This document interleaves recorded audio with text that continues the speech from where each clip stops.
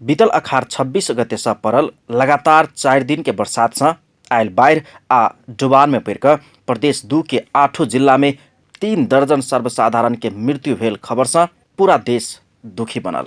मुदा क्षति ओतब्या मात्र नहीं भ पशुपंछी आ बाली नाली दिस समेत पीड़ादायी रूप में भेल देखल गेल छै। भूमि व्यवस्था, कृषि तथा सहकारी मंत्रालय के तथ्यांक अनुसार बाढ़ आ डुबान के कारण पशुपंछी दिस 1 अरब 62 करोड़ आ करीब 1 अरब 97 करोड़ रुपया बराबर के बाली नाली समेत नष्ट भेल छै। प्रारम्भिक डाटामा भन्नुपर्दाखेरि रौतहटमा चाहिँ पशुपन्छीतर्फ 66,200 पशुपन्छी क्षति भएको छ।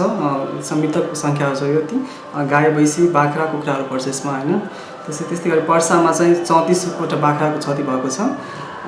त्यसै गरी सिराहा र सप्तरीमा यो चाहिँ हाम्रो सिराहाको चाहिँ बिगिकन चाहिँ सिराहामा छ। त्यो सिराहाले दुवै जिल्ला हेर्छ, सिराहा र सप्तरी।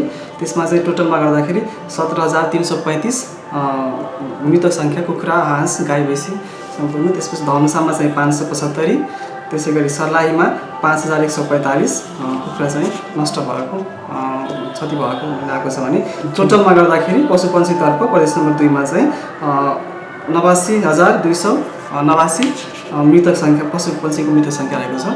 बाढ़ आ डुबान से गाय, भैंसी, बैल, खसी, बकरी, हाँस आ मुर्गा मुर्गी कक रौतहट में मात्र 66,200 पशुपंछी के मृत्यु भेल त 12 आ पर्सा में 34, सिराहा आ सप्तरी में 17,335, धनुषा में 575 आ सर्लाही में 5,145 पशुपंछी का कुल 89,289 पशुपंछी के मृत्यु भेल छै। अतेक संख्या प्रदेश नंबर के 7 जिला में मात्र देखबैत अछि। महोत्तरी के विवरण एखन धरि उपलब्ध बनि सकल मंत्रालय के कहब अछि। तहिना क मृत्यु भेल कुल 89,289 पशुपंछी के साथ साथे पोरा, भूसा, मुर्गा मुर्गी तथा मछली के दाना, गाय माल पोसऽ वाला गोहाली घर आ भखारी सब क 7 जिला में करीब 1 अरब 62 करोड़ बराबर के क्षति भेल देखबैत अछि।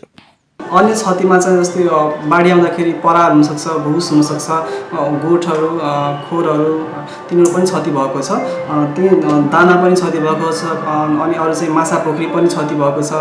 माछा पोखरीमा कतिखेर के चाहिँ बाढी आउँदाखेरि माछा थियो, माछा ओभरफ्लो भएर पानीमा चाहिँ ओभरफ्लो भएर माछा चाहिँ आउट भएको त्यहाँबाट बाहिर निस्केको भनेको छ हैन। त्यसपछि माछाको बोराहरू पनि क्षति भएको छ।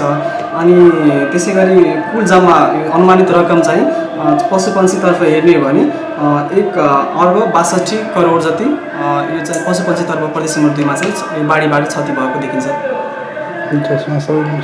एम्हर धान के ब्याड, प्रत्येक वर्ष लगावे वाला धान, चैती धान, तरकारी बाली, मक्कै बाली आ फल फूल का पर्सा में 44 करोड़, बारा में 50 करोड़, रौतहट में 35 करोड़, सर्लाही में 80 करोड़, महोत्तरी में 5 करोड़, धनुषा में 20 करोड़, सप्तरी में 30 करोड़ आ सिरहा में 5 करोड़ का कुल 77,034 हेक्टर के बाली नाली नष्ट भक 1 अरब 97 करोड़ बराबर के क्षति भेल मंत्रालय के प्रतिवेदन में उल्लेख है।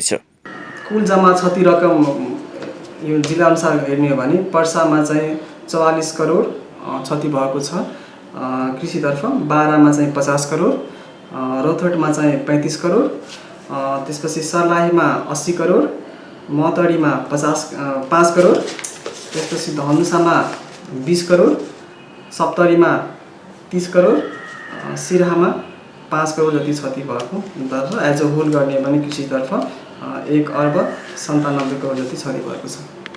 अतेक धनजन के क्षति भेला पर समेत तीनों तह के सरकार एखन धरि मौन कियाइछ।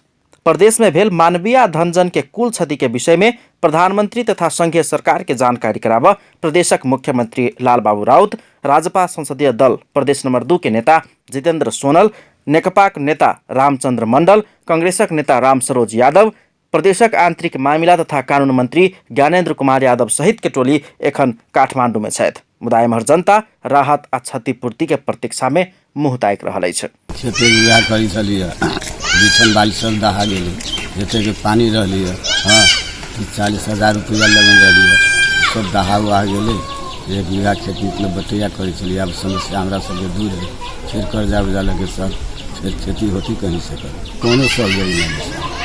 खेत हम 3.5 कट्ठा है, ओहि खेत में अपने के लागत रहले तिल बोने रहले तो करीब अपने के 5,000 रुपया के खर्च भेल रहले। मूंगो खत्म भ गए और तिलो खत्म भ गए, ओहिमे से एको कनमा नहीं रहले।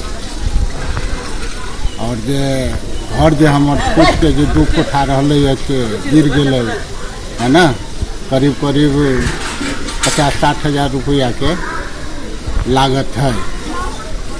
मानवीय आ गायमाल सहितक धनजन के क्षति से पीड़ा में रहल आ कष्टकर जीवन यापन कर रहल प्रदेश नंबर 2 के जनता अपना सबके लेल सरकार रहल अछि से बात महसूस कर पड़त। तहन मात्र 3 तह के सरकार सार्थक हैत। जनता से उठाओल गेल नमहर परिणाम के कर के सदुपयोग सवारी साधन आ सर सुविधा में मात्र नहीं भक एहन विपद के बेर में राहत आ क्षतिपूर्ति में समेत सदुपयोग कर पड़बाक सरकार के दायित्व आ कर्तव्य बनित अछि। अपन टेलीविजन के लेल कैमरा में संजय शाह के साथ में पूरन शाह, जनकपुर धाम।